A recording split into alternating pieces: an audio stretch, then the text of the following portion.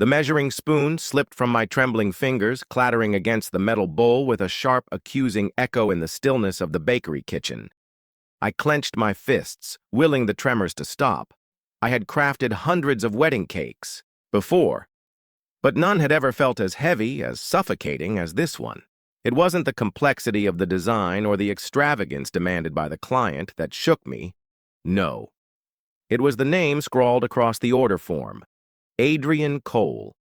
The very man who once told me, without flinching, that I was nothing more than a naive girl from a dead-end town with dreams far too big for my small hands. I am Elena Rivers, the proud owner of Velvet Crumbs, a small yet beloved bakery nestled in the heart of Rosewood Hollow. Every cupcake, every towering cake I created was a piece of my soul, crafted with passion, hope, and a stubborn refusal to be forgotten. But today, my own body betrayed me. Today I was baking a wedding cake for Adrian and his perfect bride-to-be, Sienna. You have to cancel this order. Right now, came a voice, sharp and urgent.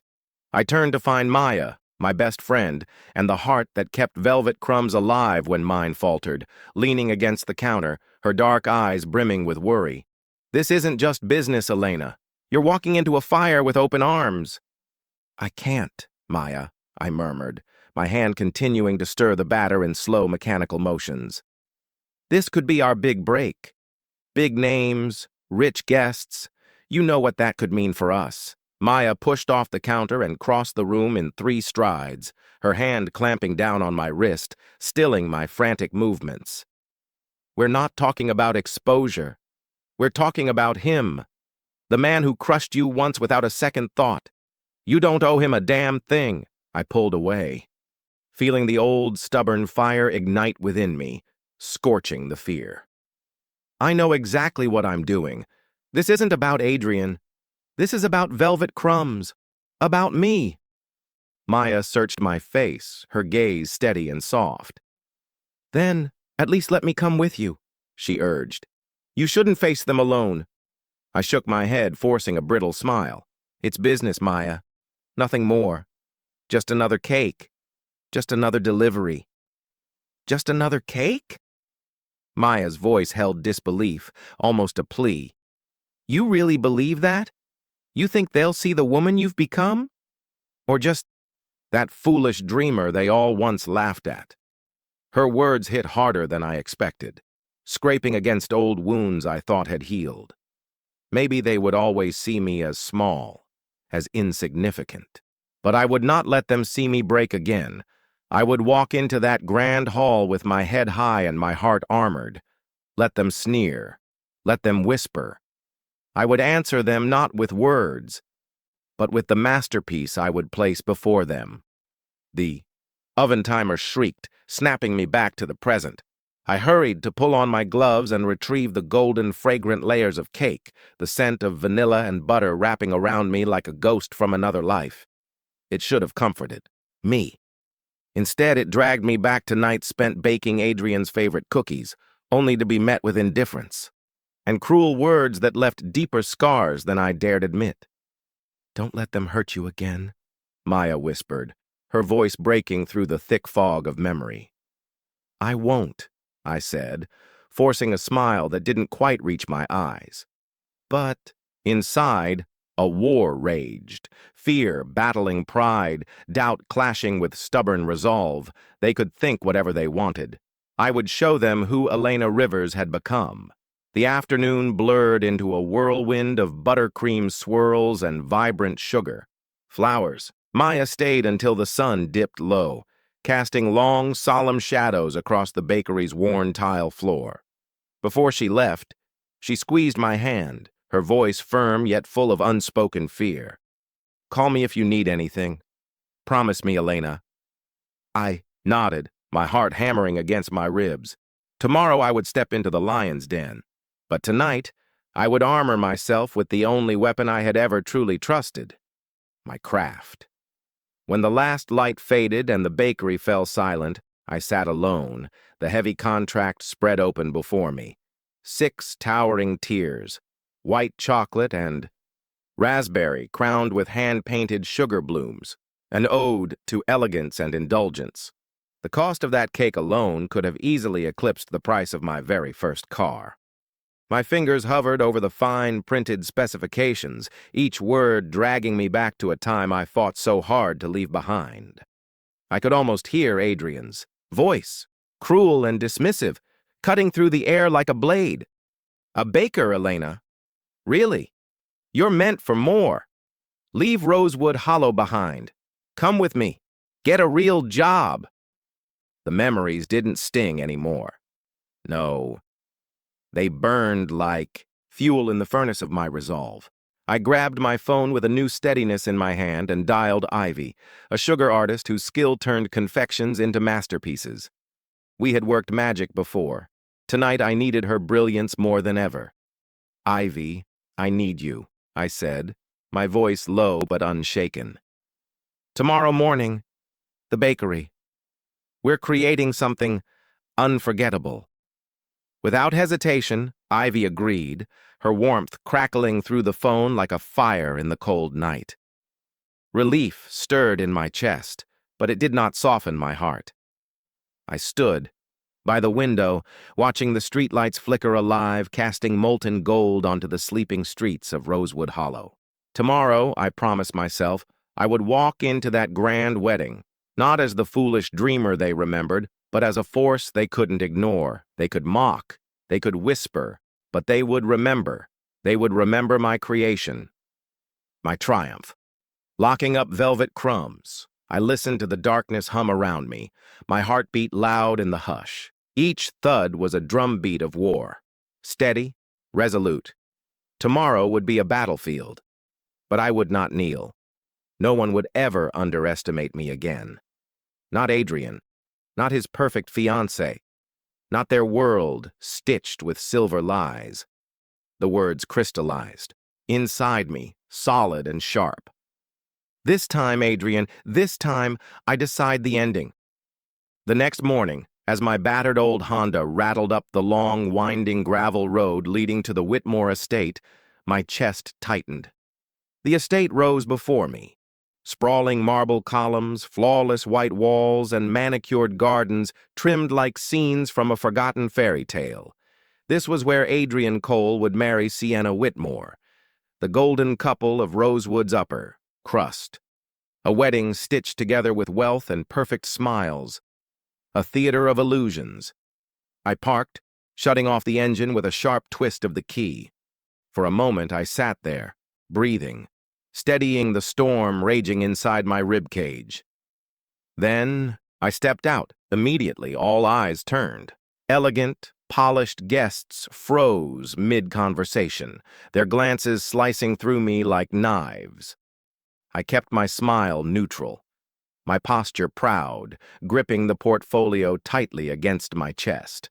The very sketches Ivy and I had poured our hearts into. Each step across the courtyard echoed with the weight of my past and the defiance of my future. Then, a voice dripped with mockery cut through the air. "Well, well, if it isn't the little baker girl from Rosewood Hollow." I didn't have to look to know it was Derek, Adrian's loyal shadow and favorite instigator, a glass of wine already tilting dangerously in his hand. His green eyes glinted with disdain, a predator sniffing out weakness. I honestly didn't. "Think you had the guts to show up?"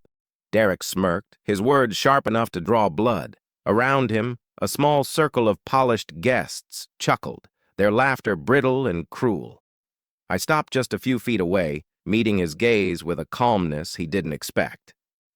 "I'm a professional, Derek," I said, my voice cold and clear. "I'm here to work, but I see some things never change, including your habit of drinking before noon." A few gasps, a few stifled laughs slipped through the group. For a flicker of a moment, Derek's smirk faltered, his grip tightening around the stem of his wine glass. Victory was a small ember in my chest, but it burned bright. I tightened my grip on the portfolio, squared my shoulders, and walked past. Him without a second glance. This wasn't their game anymore. This time, the stage belonged to me. Before he could muster a reply, A new voice sliced through the tension like a blade. "Amara Dawson, right? I'm so glad you made it." I turned slowly, my eyes locking onto the poised figure of Lillian Carter. She stood with a fragile elegance, clad in a simple but ethereal white gown.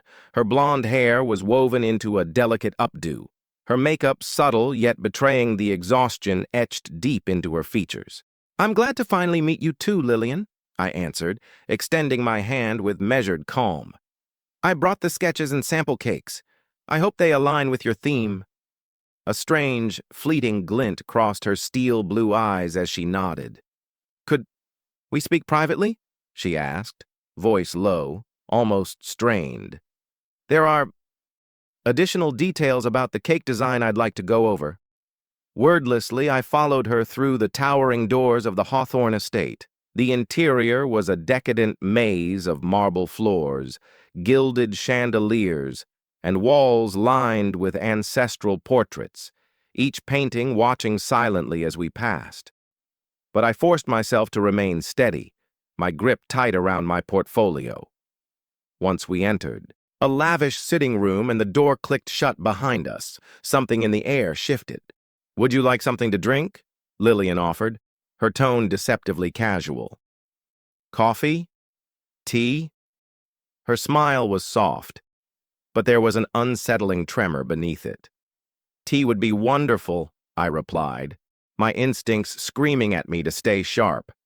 She poured the tea with slow, calculated movements, the delicate porcelain clinking softly against the saucers. As she sat down across from me, the atmosphere thickened, each passing second drawing the noose of tension tighter. "Amara," she began, her voice barely a whisper, "I know this might sound strange, but I need your help." I leaned in slightly, my heart beginning to hammer against my ribs. "Help? What do you mean?" I asked, my voice steady but cold.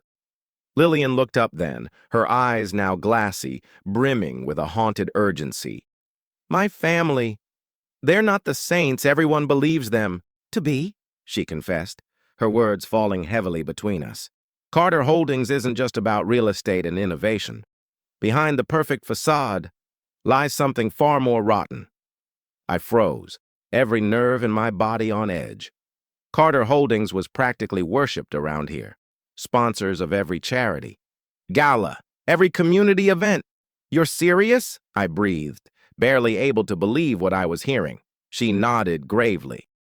"They prey on low-income communities," Lillian said, voice trembling with contained fury. "They spread rumors, sabotage public services, drive property values into the dirt. Then, with a few bribes here, a few political strings pulled there, they sweep in, demolish homes, schools, centers, everything, and rebuild luxury skyscrapers and shopping malls." My stomach turned violently. "And Nolan?" I asked, feeling a cold dread coil around my spine at the mention of my ex. Lillian gave a bitter laugh, devoid of any real amusement. "He's neck-deep in it," she said. "Forging documents, laundering funds, making it all look pristine to the public. The betrayal burned hotter than any fire. The same man who once whispered dreams into my ear, turns out he was the architect of nightmares for so many others." "So why me?" I asked, swallowing the rising anger. "Why pull a baker from a forgotten town into this war?" "Exactly because you're underestimated," Lillian said, her voice hardening. "To them, you're harmless, invisible, the perfect smokescreen.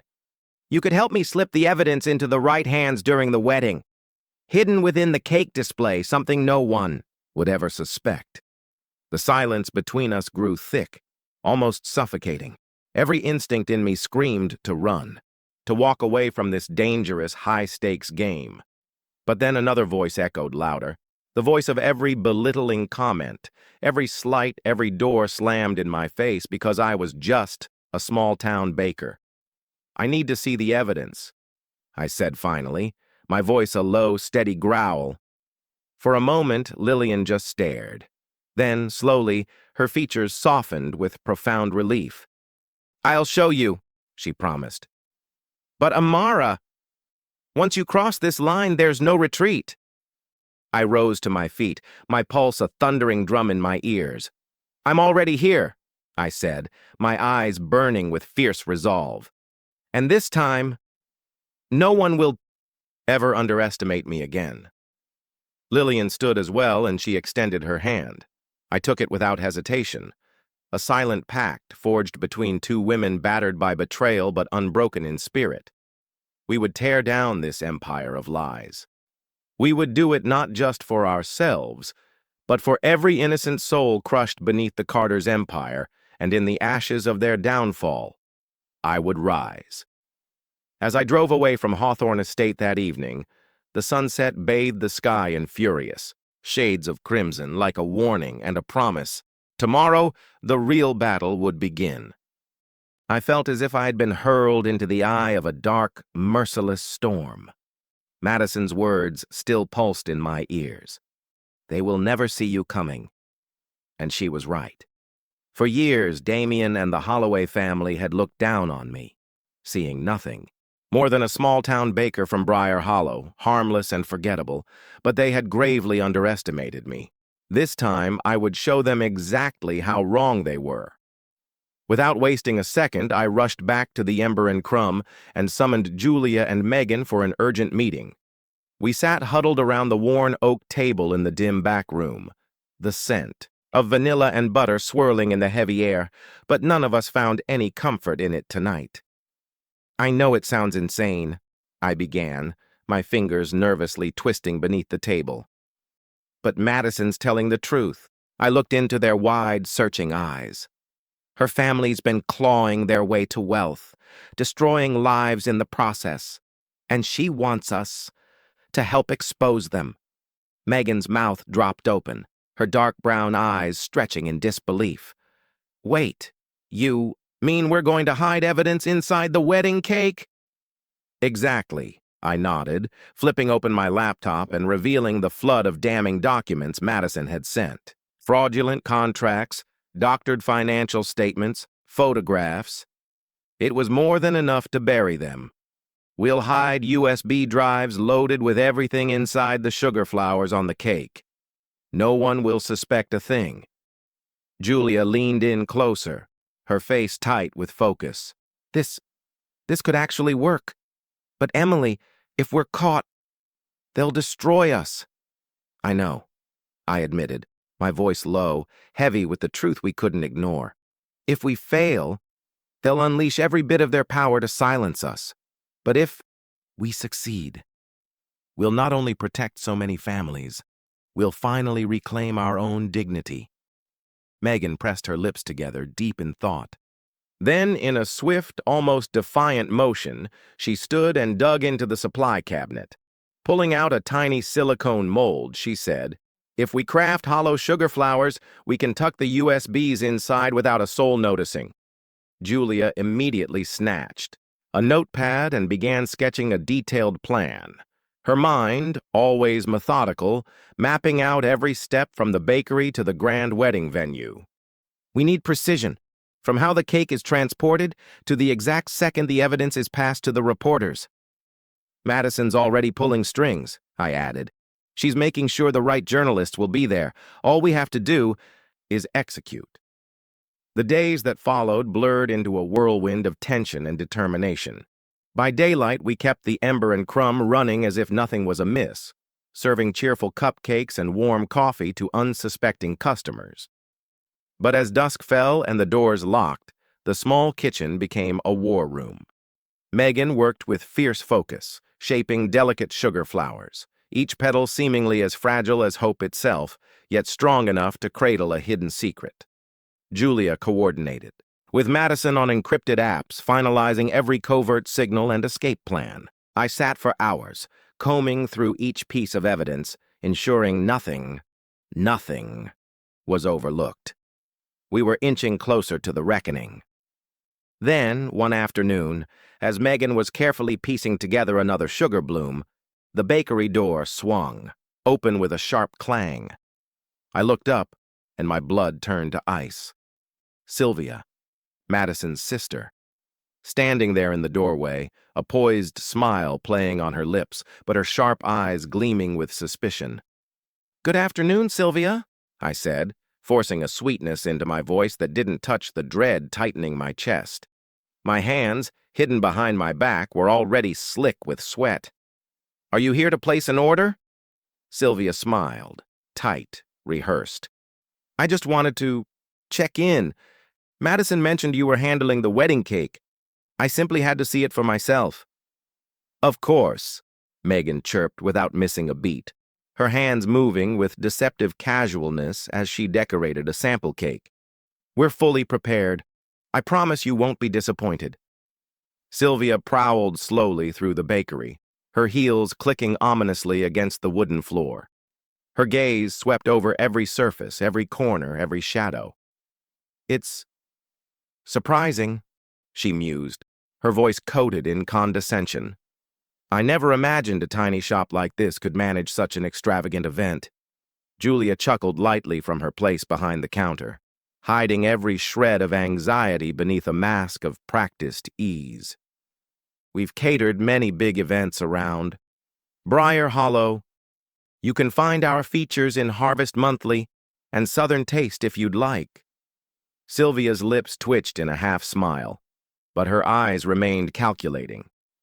For a moment, it felt like the walls themselves were pressing in, but we didn't flinch.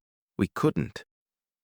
As she finally turned to leave, the bell above the door jingling faintly behind her, a single truth settled into the room like a thick, unspoken vow. The Holloways were beginning to suspect.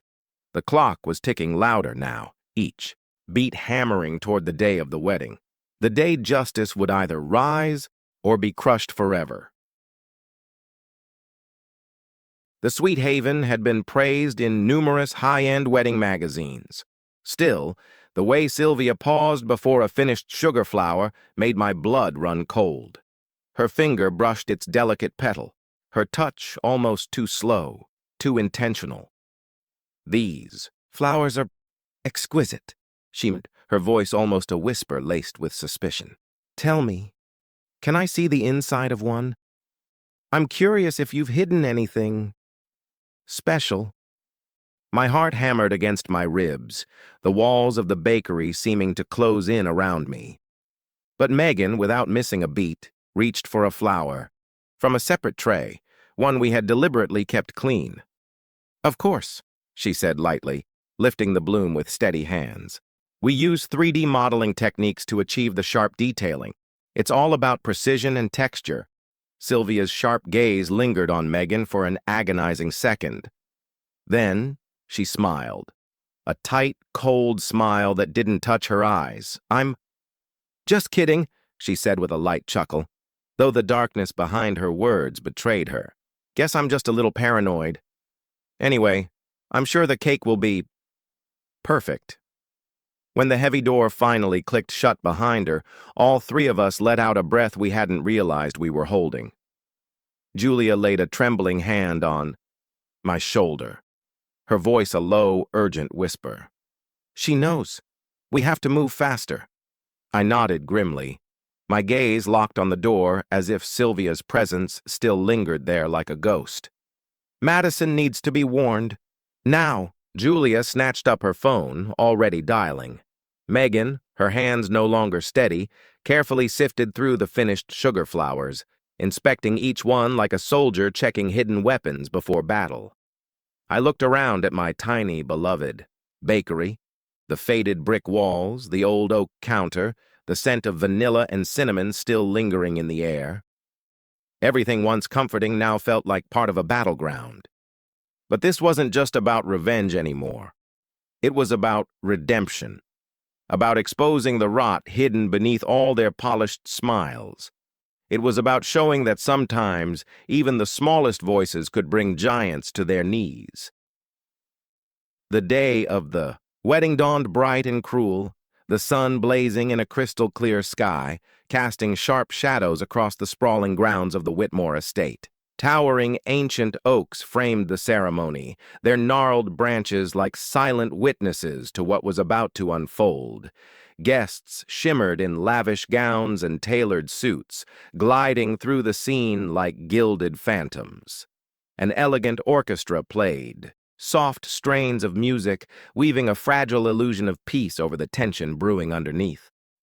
I stood quietly at the far edge of the hall, half hidden behind a floral arrangement, my hand gripping my phone so tightly my knuckles turned white. The six-tiered wedding cake, the very heart of our plan, stood proudly in the center of the grand hall. Each fragile sugar flower, a beautiful facade, concealed the damning evidence that would soon shatter everything. Madison appeared at the end of the aisle, ethereal in a gown of pure white, her posture regal, but her eyes, oh, her eyes burned with a quiet fury. Ryan, standing beside her with a victorious smile, had no idea the inferno that was about to consume him and everything his family had built. As the couple approached the dais, Sylvia swept forward, a microphone clutched in her hand, her face shining with icy confidence.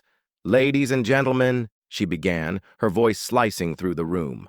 "Before we begin the ceremony, I'd like to say a few words." Madison tensed, barely noticeable to anyone else, but to me it was as clear as a scream. I tapped my phone lightly, sending a single coded message to Julia and Megan. "Get ready." Sylvia's voice flowed on, polished and practiced. "The Whitmore family," she said, "has always stood for honesty and transparency. Everything we do is for the good of our community." The hypocrisy of her words was almost unbearable. I could see Madison's fingers clenching around the bouquet, the muscles in her jaw tightening, and then, in a breathtaking moment of pure defiance, Madison snatched the microphone from Sylvia's grasp. The hall fell into stunned silence. Transparency? Madison's laugh cut the air, brittle and bitter. "Is that what we're calling it now?" Ryan reached for her, his face a mask of confusion and fear, but Madison pulled away, standing alone at the center of the grand room, her voice echoing through the high ceilings. "I think it's time everyone hears the real story," she said, her voice trembling only slightly before steeling with determination. "Story of how this family amassed their wealth, by crushing others beneath their boots." Whispers erupted like the first rumble of an oncoming storm. Phones were lifted. Cameras began recording. Ryan's voice cracked as he tried to intervene. "Madison, please, don't do this." But she was unstoppable now. "Shady real estate deals," she declared, pacing slowly before the crowd. "Community centers bulldozed for luxury condos, families thrown out onto the streets." The crowd gasped. Some people shifted uncomfortably, others whispered in horrified fascination. "Enough!" Sylvia shrieked, lunging forward to grab the microphone, but Madison twisted away, glaring at her. "No, Sylvia, you're the one who ruined everything." Madison's voice rose, thick with emotion. "And I'm not the only one who knows the truth." That was the signal. I pressed the button hidden in my pocket, heart hammering in my chest. Across the room, tiny, nearly invisible triggers inside the sugar flowers activated, releasing micro USBs onto the tables below. Dozens of reporters, already in position thanks to Madison's contacts, snapped into action, grabbing the drives, plugging them into laptops, the first damning headlines already forming in their minds. The truth was no longer a secret, and the fall of the Whitmores had begun. As the first files hit the guests' phones and tablets, the grand hall was suddenly alive with the cold glow of damning evidence. Forged contracts, secret emails, hidden ledgers. Ryan's head jerked around wildly, confusion darkening into raw panic. "Amara, stop! You don't know what you're doing!" he cried out, voice cracking under the weight of fear. Amara's gaze never wavered. Her voice, sharp and steady, cut through the rising tension. "I know exactly what I'm doing, and this is just the beginning." The towering oak doors of the estate thundered open, and a line of officers surged in, led by Detective Rourke, the one Dahlia had helped us reach in secret. He lifted a heavy badge and announced, voice calm but unyielding, "Ryan Calder, Sylvia Harrington, and all associated parties, you are under arrest for financial fraud, embezzlement, and destruction of public property." Panic exploded through the room like a storm. Guests scrambled backward, some desperately filming the unfolding chaos, others simply stunned into silence. Reporters we had secretly tipped off closed in like vultures, cameras flashing, microphones shoved forward, hungry for the scandal we had just unleashed. Sylvia tried to wrench free, her manicured hands clawing at the officers, but she was no match for their trained grip. Ryan stood paralyzed, his eyes locking onto me across the hall, a wounded, betrayed look, as if he were the true victim. "Ilara Vaughn!" he roared, his voice wild with rage. "You did this! You'll regret it!" I stepped closer, holding his gaze, my voice low but cutting like a blade. "No, Ryan! You built your own grave! I just handed you the shovel!" Across the room, Amara turned to me, a small but fierce smile tugging at her lips. "Thank you, Ilara," she said, her voice trembling with fierce gratitude. "You made it possible. You gave us back our voice." As the police led the Harringtons away, in shackles the estate emptied, the celebration shattered, the lies laid bare. But for Amara and me, this wasn't an end. It was our rebirth. 3 months later, the autumn sun poured molten gold across the streets of Marrowfield, bathing the newly restored building in a soft, triumphant glow. I stood before our new pride and hope, a bakery crowned with a hand-carved sign that read, "Second Chances and Sweet Starts." Where once the Harrington Corporation had loomed like a monument to greed, now stood a vibrant community center, built by the broken for the broken, funded by real hearts, not stolen fortunes. Here we hosted baking classes, job training, sessions and lifelines for families whose lives had once been crushed by the very people we had exposed. Amara had become my partner, not just in business, but in healing. She had shed the shallow opulence of her old world like a second skin, and bloomed into someone fearless, compassionate, real. Dahlia and Cassia, loyal as ever, stood beside us, not just baking cakes, but forging futures. The bell above the door chimed softly, ushering in a flood of cheerful noise. Children laughed, their arms full of colorful cupcakes they had decorated themselves, tiny masterpieces of hope and innocence. The scent of warm vanilla and melting chocolate curled through the air like a tender memory. Amara approached, handing me a mug of steaming coffee, her smile brighter than any chandelier. "We did it, Ilara," she said simply. "We turned the ashes into something beautiful." As I gazed across the bustling bakery, my heart filled with a quiet, overwhelming pride. The door swung open again and new families entered, ones who had just moved into the affordable homes we helped build. Their wide-eyed wonder at the bright display of pastries mirrored the very hope we had fought for. From the kitchen, Dahlia emerged with a steaming tray, her voice ringing clear. "Who wants a slice of molten chocolate cake?" A chorus of delighted shouts answered her, filling the room with life. I closed my eyes briefly, letting the warmth soak in. I thought back to that fateful wedding, the day our enemies were unmasked, the day we seized control of our destinies. Our vengeance had never been about destruction.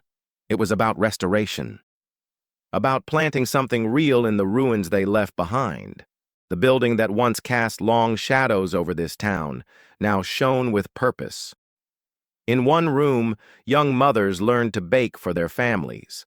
In another, teenagers found their first jobs, gaining not just skills, but self-worth. In every corner, life buzzed where silence and despair had once ruled.